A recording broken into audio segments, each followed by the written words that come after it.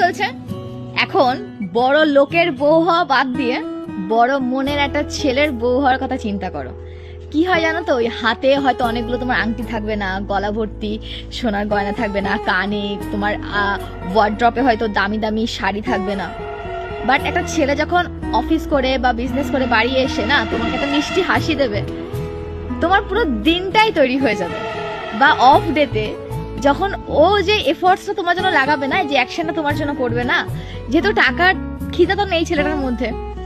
খুব অল্প উপার্জন করবে এবং দুজন মিলে খুব সমানে সমানে করে চালানোর চেষ্টা করবে না, তোমাদের পুরো পুরো গোটা জীবনটা মনে হয় না পুরো ধন্য হয়ে গেছে। ভাবে যে ভাই কোথায় ছিল, মানে কত লাকি। মেয়েরা এন্ড অফ দ্য ডে না কোথাও একটা সুখ চায়, এবার সেই সুখের খোঁজে ভাবে কি যে বড় কিছু অ্যাচিভ করে নিলেই বোধহয় আমি খুব সুখী থাকবো, ভালো থাকবো, এরকমটা হয় না। কুচুকের বয়সে সে এখন জোর করে বিয়ে করে নিচ্ছে কি না, তার 3 তলা 4 তলা বাড়ি আছে, বিয়ের সিজন, ছেলের ব্যাংক ব্যালেন্স আছে, মাঠে ঘাটে জমি জমা আছে, এই এত ফ্যামিলি, জয়েন্ট ফ্যামিলি, ব্লা ব্লা ব্লা, মানে অনেক এক একজনের তো একটা নিড থাকে। বাট দেখবে দিন শেষে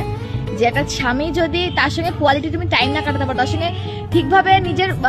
অনুভূতিগুলোকে প্রকাশই না করতে পারো, তখন মনে হবে কি সবকিছু আছে তোমার, টাকা পয়সা, ব্যাংক ব্যালেন্স, তুমি যা যা লাইফে অ্যাচিভ করতে সবকিছু আছে, বাট একাকিত্বটার মধ্যে তুমি যখন পড়ে যাবে, সবাই আছে তারপর তুমি একা, এই যে একাকিত্বটা তোমাকে ঘিরে ধরবে না, ওটাকে তুমি কোনো কিছুতে মেকআপ করতে পারবে না।